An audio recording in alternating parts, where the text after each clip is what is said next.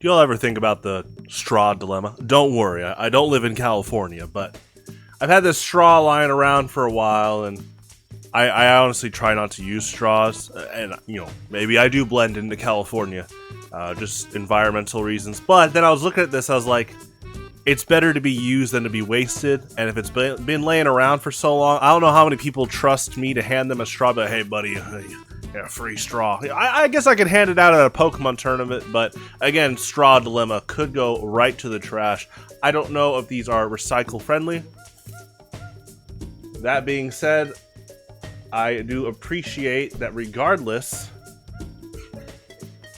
this awesome cup made by my barber Kelly definitely allows straws, but the metal ones, the reusable ones. But yeah, the straw dilemma is another topic for its own day. And, gosh, how many videos on YouTube cover so many distinct state laws? Which I think, honestly, the joke, I mean, I'm not even joking about, I actually do think California pushing for way less straws in general is a good thing. I'm not anti-straw, but I do think that, especially how we have reusable straws, and thankfully more and more people are using reusable bottles, reusable cups, those awesome water fountains at schools that encourage you to refill, I think is great. So definitely a big thing. I need to start telling waiters at restaurants I don't need a straw, because again, it comes down to the straw dilemma. Once you're done at the restaurant, I'm like, well, I don't think the waiter is gonna just put this back in the kitchen, even if it's wrapped up. Coming on home, stuff like that. Definitely a tactic that I would plan for if I now realize that you could probably just tell the waiter, hey, no straw. It's okay, thank you. Please. Gotta get the keyword combos in there. So I've talked about how growing up, cartoon shows really big, especially in the 90s and 2000s. I'm not saying the newer ones don't, I just hardly, I'm not really watching kids shows anymore.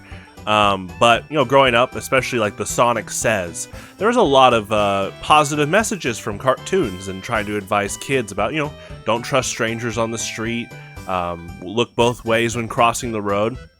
And, what's so funny is, even Yu-Gi-Oh! Had some great messages to kids because they understood that kids were a big part of their target audience.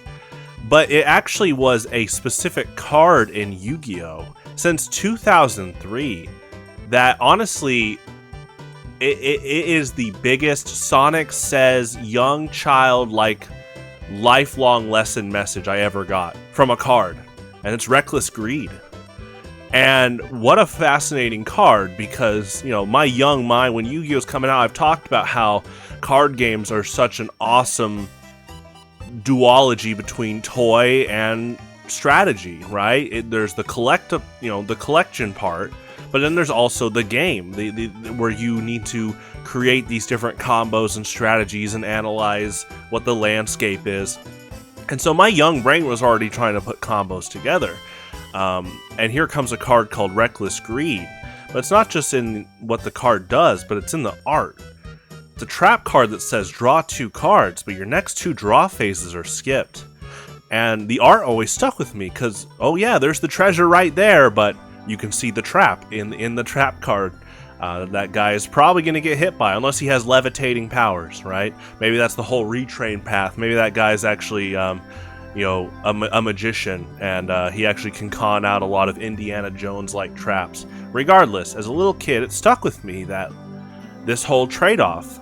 There's a big line that people say a lot, and I'm glad I've seen it around even in the 2020s, which is play dumb games, win dumb prizes. Some people say play stupid games, win stupid prizes. It's such an important line because human foolishness derives from selfish ambitions that our brains are not being used to control itself, right?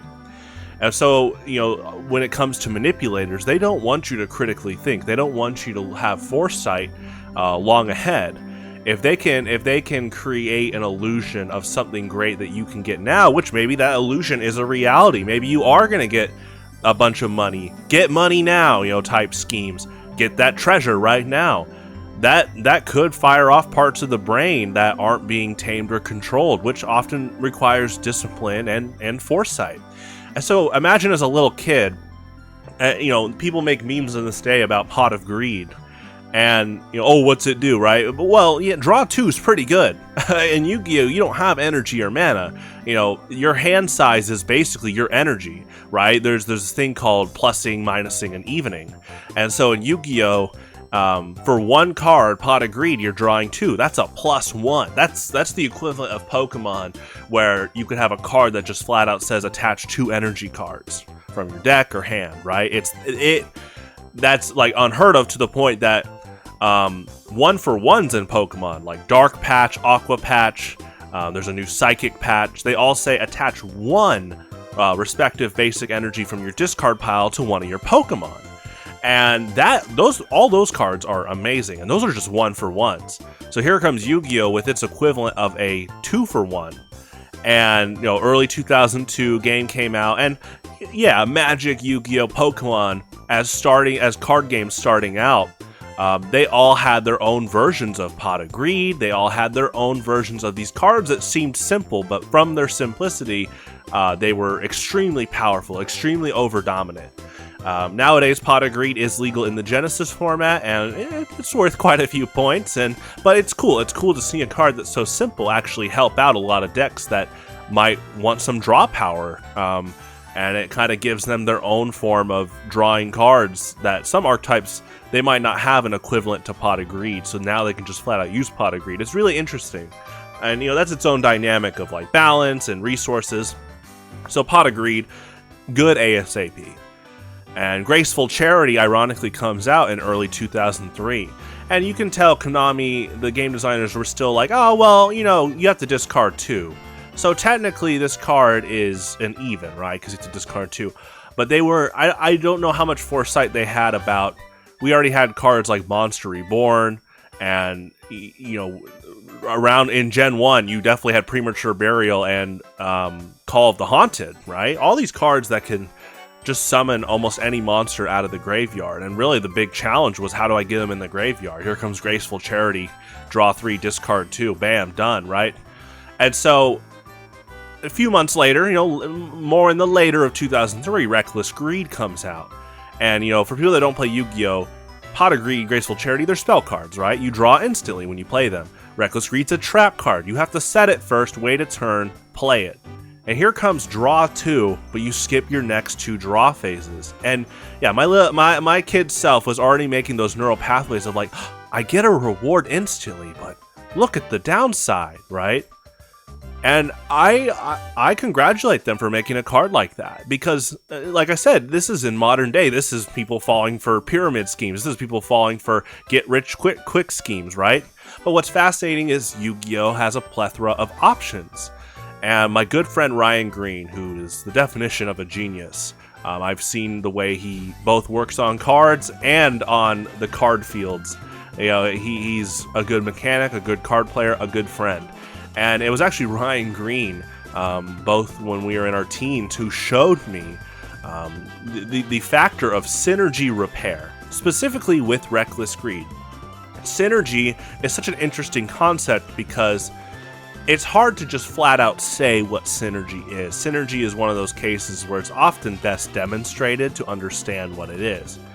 Synergy is the case of when 2 things are used in combination, and that combination actually becomes more powerful than the 2 parts. So, Abomasnow, he's 1. Cloyster is 1. 1 plus 1 equals 2. Okay. Well, my Pokemon team is 6, I would hope that my points is 6. But the way synergy works is Abomasnow summons the snow. Ice types get more defense in the snow. Abomasnow can use Aurora Veil to boost defenses even more. Cloyster is an ice type with 180 defense that has a move called Shell Smash that doubles all of its attacking stats and its speed if you're given a turn. The synergy here is that with Aurora Veil and Snow, Cloyster's defense goes up by basically +3 in stat amplification. and then Cloyster's clicking Shell Smash while under these new defensive bolsters. All that being said, Cloyster tends to be played on the more physical attacking side, while Abomasnow you could play either way. Currently, I'm running Blizzard and Earth Power and Ice Shard.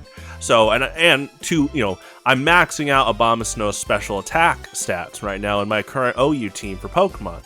So the synergy here also is that Abomasnow's covering the specialist side, Cloyster's covering the physical side. Snow boosts both their defenses, Aurora Veil helps Cloyster set up. The synergy here is now it's not just a 1 + 1 is 2, this is 1 + 1 = 3.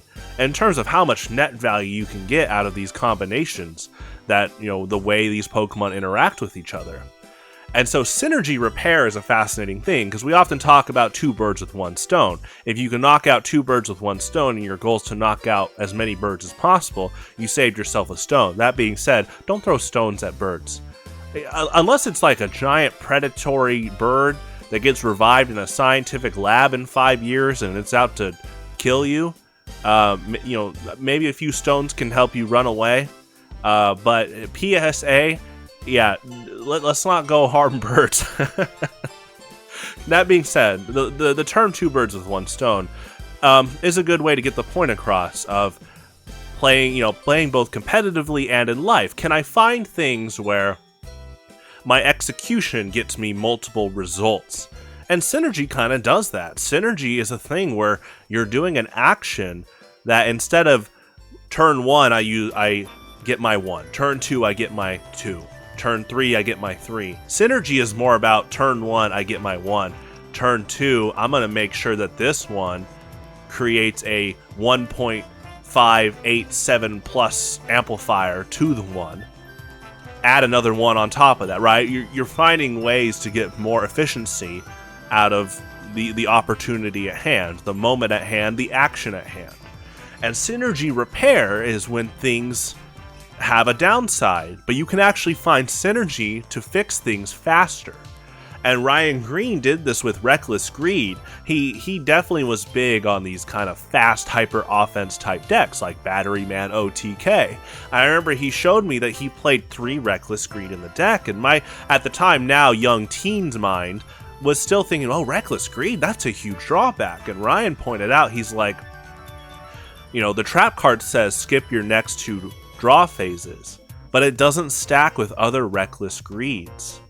So if you can play 2 to 3 Reckless Greeds in the same turn, like with a crazy setup, you draw 4 to 6 cards and you only miss out on your next 2 draw turns. And he's obviously playing some other draw cards, like I remember he played a lot of Hand Destruction.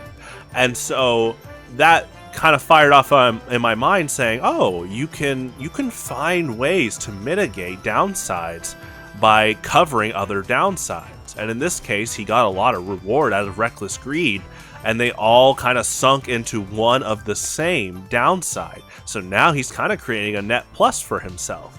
In another similar manner, there's a Pokemon called Slacking, one of my most favorite normal types, and he has amazing stats. He purposely has stats to match legendary Pokemon, but he has an ability called Truant, which says every other turn he doesn't attack. So, Slacking is legal in Smogon singles, and he's been legal since he came out in Generation 3. One thing that you can do for synergy repair for that downside of Truant is you combine it with the downside of Hyper Beam and Giga Impact. Hyper Beam is a super high damaging normal move that requires you to recharge on the next turn. But when you're doing that with a Pokemon like Slacking with such high attack stats, you're most likely going to be knocking out most things that aren't immune or resist normal by a lot. And so combining that also with something like Choice Man that says whatever move you pick you have to keep using, but it's going to amplify your damage by 1.5 times.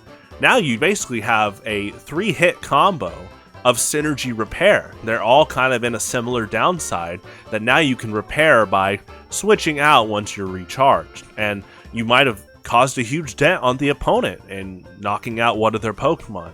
It's a beautiful thing to see. In the Pokemon trading card game, there was a similar thing, and this is starting to show more of where synergy repair obviously is on the same side of coin as synergy, right? There's synergy for high net gains, like I mentioned about Abomasnow and Cloyster, and then there's something where synergy is kind of this. It's this beautiful thing of with synergy repair. You build an entire new skyscraper. There was this deck called Ultra Necrozma Garbodor.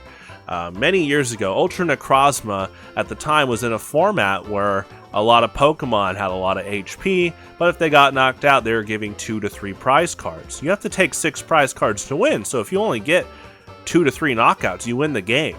Well, Ultra Necrozma was a 1-prized attacker, and he did 170 damage for 2 energy, and he discarded an energy when he did the attack. The catch was that his ability said that he could only attack if you had, if there's only 2 or less prize cards left. So it's basically you had to, by the card's design, you had to wait until the game state was pretty far in when someone was pretty close to winning.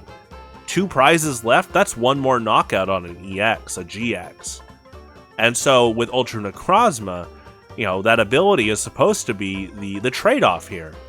Well, Garbodor has an ability that turns off all other abilities, and the intended trade-off is it turns off your own abilities while turning off your opponent so it can, undermine their game plans. Well, with Garbodor paired with Ultra Necrozma, you're now turning off your drawback, and you're firing for 170 plus that bonus effect on a single prized Pokemon. Ultra Necrozma Garbodor went on to be pretty strong throughout Standard and then expanded.